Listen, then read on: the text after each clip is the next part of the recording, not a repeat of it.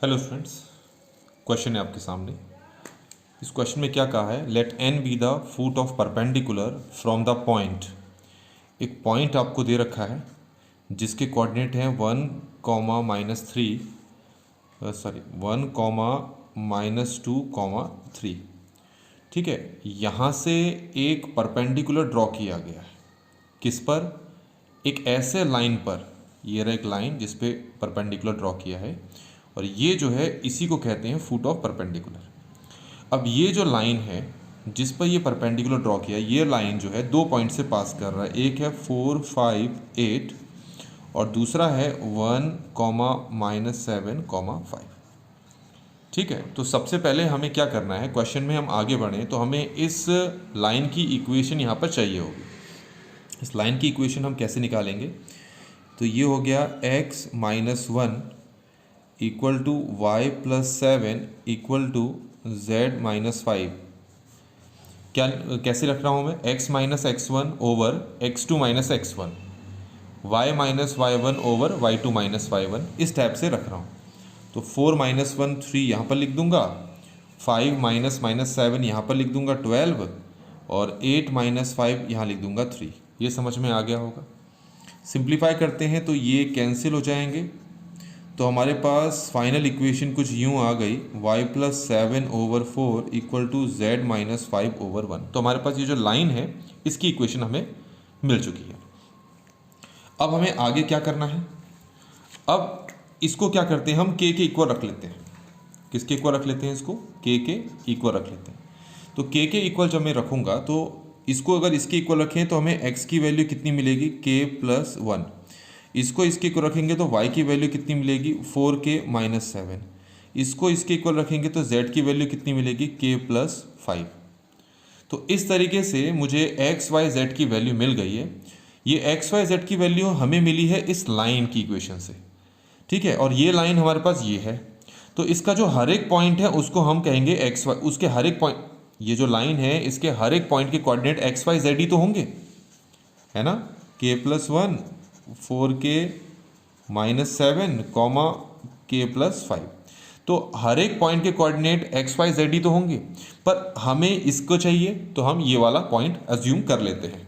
ठीक है, तो अगर ये पॉइंट को हम यहाँ पर मान लें कि यहाँ पर है, यहाँ पर सिचुएटेड है, तो तुम्हें क्यू पॉइंट के कोऑर्डिनेट मिल गए ये। तो इसको मैं क्यू पॉइंट का कोऑर्डिनेट मान लेता हूँ। समझ में आ गया? तो अब ये आपको जो पी क्यू लाइन दिख रही है, अब मुझे इस पी क्यू लाइन के डायरेक्शन रेशियो निकालने हैं।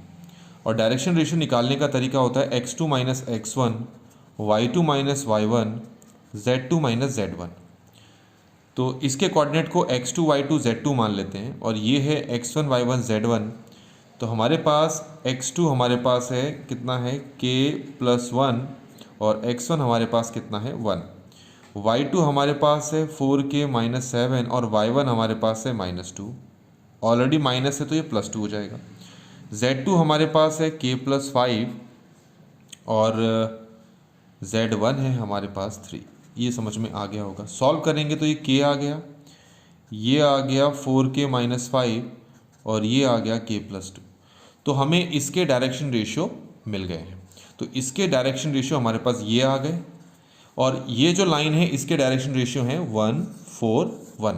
अब क्योंकि दोनों परपेंडिकुलर हैं, परपेंडिकुलर के केस में a1 a2 plus b1 b2 plus c1 c2 किसके इक्वल होता है? 0 के। तो अगर ये अप्लाई करें तो 1 × k, 1 × k plus 4 × 4k - 5 plus 1 × k + 2 equal to 0। ये क्लियर हो गया होगा। तो यहाँ से k मिल गया, यहाँ से 16k, यहाँ से 20, यहाँ से k + 2 इक्वल टू 0। तो 16, 17, 18 ये हो गया 18k और ये भी हो गया हमारे पास -18 इक्वल टू 0। तो k की वैल्यू हमें कितनी मिल गई? 1 मिल गई। यहाँ तक क्लियर हो गया होगा। ठीक है, तो फाइनली मुझे तो एक्चुअल में ये जो क्यू पॉइंट है ना इसी के कोऑर्डिनेट चाहिए थे और क्यू पॉइंट के कोऑर्डिनेट हमारे पास ये हैं। ठीक हो गया। तो ये जो k की वैल्यू है इसको मैं अगर यहाँ पर पुट कर दूँ इन जगह पर, तो क्यू पॉइंट के कोऑर्डिनेट क्या आएंगे? 1 यहाँ पुट करेंगे तो ये आ गया 2, 1 यहाँ पुट करेंगे तो ये आएगा -3, 1 यहाँ पुट करेंगे तो ये आएगा 6। तो फाइनली ये जो क्यू पॉइंट है इसके कोऑर्डिनेट हमें मिल गए।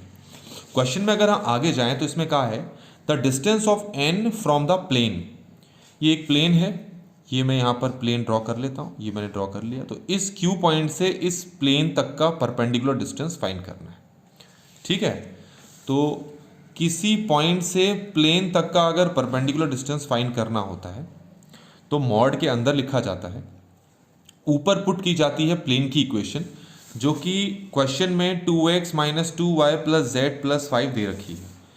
तो ऊपर लिखेंगे हम 2x minus 2y plus Z plus 5, नीचे x का कोफिशिएंट का स्क्वायर, y के कोफिशिएंट का स्क्वायर, z के कोफिशिएंट का स्क्वायर।